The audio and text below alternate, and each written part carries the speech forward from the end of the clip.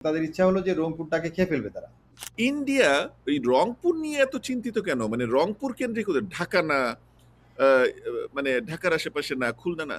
এই রংপুর আপনি একটু বলবেন যে রংপুরের ভৌগোলিক কোনো তাৎপর্য আছে কিনা তাদের কাছে? অফকোর্স কেন আছে। আপনি কি রংপুরের কথা কি ওদের সেটা কথা একটু বলেন কেন? কাইন্ডলি একটু বলেন আমাদেরকে আমি কাইন্ডলি। বলি রংপুরে এখন না, আগে যখন পাকিস্তান আর্মি ছিল, তখন জি। তারা কিন্তু রংপুর থেকে সৈয়দপুরে তাদের ক্যান্টনমেন্ট, তাদের হেড অফিস ছিল সৈয়দপুরে।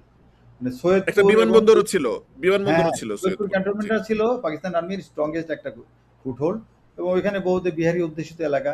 যাই হোক, রংপুরটা আপনি ভালো একটা প্রসঙ্গ তুলছেন। আমি ৯০ এর দশকে চাকরি করি। এই ৯০ তে ৯০, ৯১, ৯২, ৯৩ এগুলো আমি রংপুর এলাকায় ছিলাম।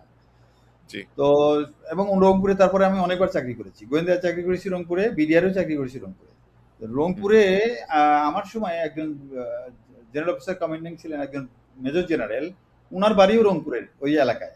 তো উনি জি। এই রংপুর ডিভিশনের নামটা দিয়েছিলেন ডিফেন্ডার্স অফ স্ট্র্যাটেজিক নর্থ, এবং এটা আর্মিতে একদম রেজিস্টার নামটা ডিফেন্ডার্স অফ আচ্ছা, স্ট্র্যাটেজিক নর্থ। তো আচ্ছা, আচ্ছা। স্ট্র্যাটেজিক নর্থ মানে কি? এখন তো আপনি বুঝতে পারছেন স্ট্র্যাটেজিক নর্থ মানে এটা কিন্তু চায়না, নেপাল, ভুটান সব মিলায় যে আমাদের চিকেন নেক্স, এই চিকেন নেক্স এটা কিন্তু আমাদের জন্য একটা স্ট্র্যাটেজিক একটা জায়গা।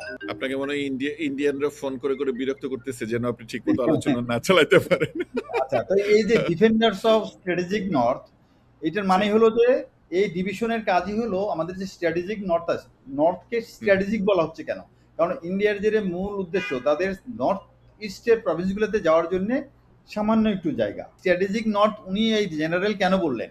কারণ এটা হলো হ্যাঁ, আমাদের এই নর্থটা হলো ওইটুকু। বগুড়া কিন্তু স্ট্র্যাটেজিক নর্থ বলে না, জি, রংপুরকে বলে। কারণ রংপুরের পরে আমাদের যে এলাকাটা সেটা কিন্তু আস্তে আস্তে সরু হয়ে গেছে এবং হুম, ওইদিকে হুম, অনেক ছিটমহল, অনেক রকমের আছে, মানে ওই কমপ্লেক্স ব্যাপার স্যাপার আছে। বাট ইন্ডিয়ার জন্য জি। তো এটা একটা এমন গুরুত্বপূর্ণ জায়গা। এখন দেখেন ইন্ডিয়া কিন্তু স্ট্র্যাটেজিক নর্থকে ঘিরে ৪টা সেনানিবাস তৈরি করে, ৩টা সেনানিবাস তৈরি করেছে, একটা এয়ারবেস তৈরি করেছে এবং এগুলো মানে কিন্তু সবই সীমানার ওই পাশে, সীমানার ওই পাশে, একদম ইন্ডিয়ার সীমানার সাইডে আরকি। ঘেঁষা, মানে সীমানার এত কাছে আচ্ছা। ক্যান্টনমেন্ট হয় না, ওরা এত মানে এগুলো করে। কি তৈরি করেছে আরেকবার বলেন তো? ওখানে কি তৈরি করেছে ৩টা তারা? মানে ক্যান্টনমেন্ট, বিল্ড একটা আপ। এয়ারবেস। আচ্ছা, আচ্ছা। আচ্ছা, ওদের এখন চায়নার সাথে যে ব্যাপারটা সেটা হলো চায়নার ওখান থেকে ১৫০ কিলোমিটার দূরে হচ্ছে এই চিকেন নেক্স এবং এই ১৫০ কিলোমিটার মধ্যে চায়নারও মিলিটারি ইনস্টলেশন আছে, আর এদিকে নেপাল ভুটানের সাথে তাদের ভালো সম্পর্ক না। তো এই যে রংপুর ডিভিশন এই জন্যই বলে যে এইটাকে যদি তারা পলাশবাড়ি দিয়ে কাট আপ করতে পারে তাহলে তাদের এই চিকেন নেক্সটটা আর থাকে না, তখন এটা হয়ে যায় অনেক ওয়াইড, মানে ১৫০-২০০ কিলোমিটারের একটা পথ তাদের হয়ে যায়। হুম, হুম, তো হুম। এই জন্যেই এইটা খুবই গুরুত্বপূর্ণ এবং এইটাকে তারা তাদের প্ল্যানে রেখেছে এবং তাদের ইচ্ছা হলো যে রংপুরটাকে খেয়ে ফেলবে তারা। এই যে বলছে আচ্ছা। না কিনবো অথবা জবরদখল করবো, এই জন্যই হুম, হুম। রংপুরটা খুবই স্ট্র্যাটেজিক্যালি ভেরি ইম্পর্টেন্ট ইন্ডিয়ার জন্য, আমাদের জন্য।